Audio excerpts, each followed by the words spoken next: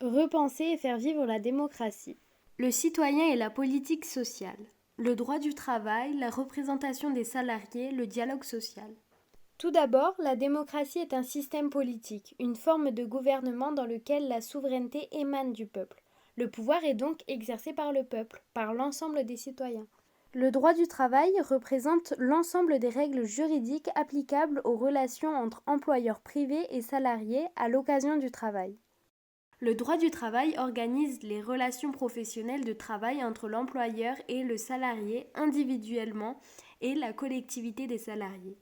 Il encadre de nombreux domaines tels que le contrat de travail, la rémunération, la durée du travail, les congés, la discipline, le licenciement, l'emploi, la formation, la sécurité et la santé au travail, la négociation collective, la grève et la représentation du personnel. La première loi importante concernant le travail est la loi relative au travail des enfants employés dans les manufactures, usines et ateliers, interdisant le travail des enfants de moins de 8 ans et posant le principe d'inspection datant du 22 mars 1841. Le droit du travail s'est construit contre le pouvoir patronal, la propriété privée des moyens de production. Là où le propriétaire était libre de tout imposer, le droit du travail a mis des règles pour réduire le pouvoir absolu de l'employeur et créer des droits minimums et communs à tous les salariés.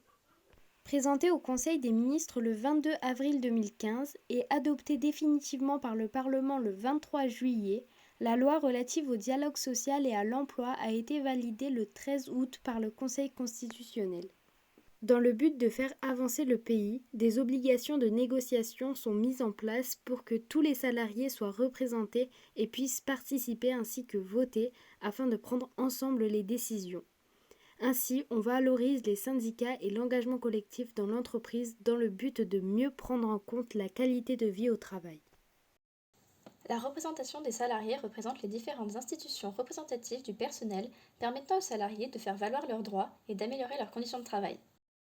La représentation des salariés se fait par le biais de l'action du représentant ou délégué syndical. Le délégué syndical est un représentant du personnel désigné par un syndicat représentatif de l'entreprise qui a créé une section syndicale. Le délégué syndical négocie des accords collectifs. Il représente son syndicat auprès de l'employeur pour lui formuler des propositions, des revendications ou des réclamations. Pour accomplir sa mission, le délégué syndical bénéficie de moyens. Les règles varient selon le nombre de salariés de l'entreprise. Il peut cumuler différents mandats. Quelles sont les différentes réformes mises en œuvre pour le bien-être des salariés en France? En étroite concertation avec les partenaires sociaux, le gouvernement lance le projet de loi pour le renforcement du dialogue social par ordonnance. Le projet de loi d'habilitation vise à donner plus d'égalité, de liberté et de sécurité aux salariés comme aux entrepreneurs en renforçant le dialogue social. Dans un monde du travail en pleine mutation, il tend à faire converger performance sociale et performance économique. Côté des salariés, faire évoluer le droit du travail afin de prendre en compte la diversité des attentes des salariés et des besoins des entreprises. Redonner de façon immédiate et visible du pouvoir d'achat aux salariés par la suppression des cotisations salariales sur l'assurance maladie et l'assurance chômage. Cette réforme a pour but de diminuer l'écart qu'il y a entre le salaire brut et le salaire net, mais en garantissant que toutes les petites retraites auront leur pouvoir d'achat protégé. Cela produirait une toute nouvelle logique dans l'organisation de la protection sociale française, allant vers un modèle beveridgien. Ce n'est plus le travailleur qui est protégé, c'est toute la population, selon un principe d'universalité, l'impôt prend en charge les cotisations. Renforcer efficacement les dispositifs de formation professionnelle à travers un plan massif d'investissement pour les demandeurs d'emploi, les jeunes et les salariés dont les métiers sont appelés à évoluer rapidement. Ouvrir l'assurance chômage aux démissionnaires et aux indépendants pour permettre à chaque Français de construire ou saisir une opportunité professionnelle sans craindre de perdre toute ressource financière. Refonder l'apprentissage pour développer massivement l'offre des entreprises en direction des moins de 25 ans et lutter efficacement contre le chômage des jeunes. Rénover notre système de retraite en le rendant plus transparent et plus juste. Par ailleurs, le dispositif de prévention et de compensation de la pénibilité sera fortement simplifié pour les entreprises et les droits des salariés seront garantis. Un abondement de compte professionnel de formation de 100 heures financé par l'employeur en cas de refus par le salarié d'un accord majoritaire signé par les organisations syndicales portant sur le temps de travail ou la rémunération. De nouvelles compétences pour les branches professionnelles permettant d'assurer davantage d'équité entre les mêmes salariés d'un secteur. Une possibilité plus sécurisée et intéressante financièrement de quitter l'entreprise par des ruptures conventionnelles collectives sécurisées juridiquement. Indemnité légale augmentée de 25%. Un droit au télétravail sécurisé, souple, permettant une meilleure conciliation de la vie professionnelle et de la vie personnelle. Du côté des entreprises, un barème de dommages et intérêts impératif qui donne sécurité et visibilité sur les contentieux potentiels. Une réforme des règles de licenciement permettant que les vices de forme ne l'emportent plus sur le fond. Un formulaire type rappelant les droits et devoirs de chaque partie pour éviter les erreurs de procédure lors d'un licenciement. La possibilité, dans toutes les entreprises de 1 à 20 salariés sans élu, de négocier avec ses salariés sur tous les sujets par une consultation simple à la majorité des 2/3. Une négociation simple et accessible pour les entreprises de moins de 50 salariés, avec la possibilité de négocier directement avec le délégué du personnel sur tous les sujets. Des champs de négociation nouveaux ouverts à l'entreprise. Négociation plus simple sur le temps de travail et la rémunération.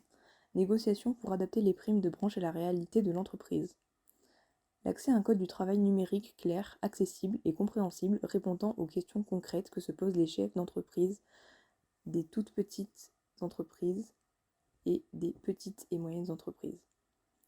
La prise en charge des salaires et frais de déplacement des salariés des TPE-PME qui participent à des négociations de branche.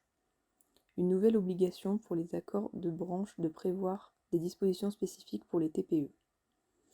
Un compte de prévention simplifié qui met fin à une complexité inapplicable tout en préservant les droits des salariés en matière de pénibilité.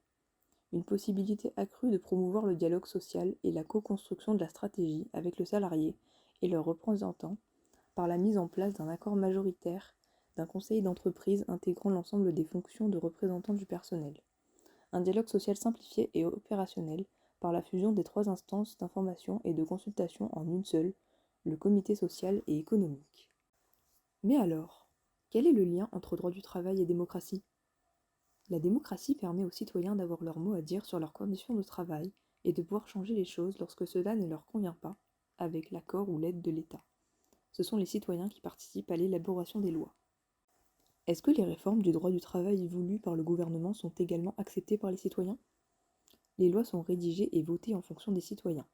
Elles sont censées leur faciliter la vie, mais il est rare qu'elles conviennent à tout le monde en même temps, car elles arrangent souvent les uns, les employeurs par exemple, au profit des autres, les employés, ou inversement.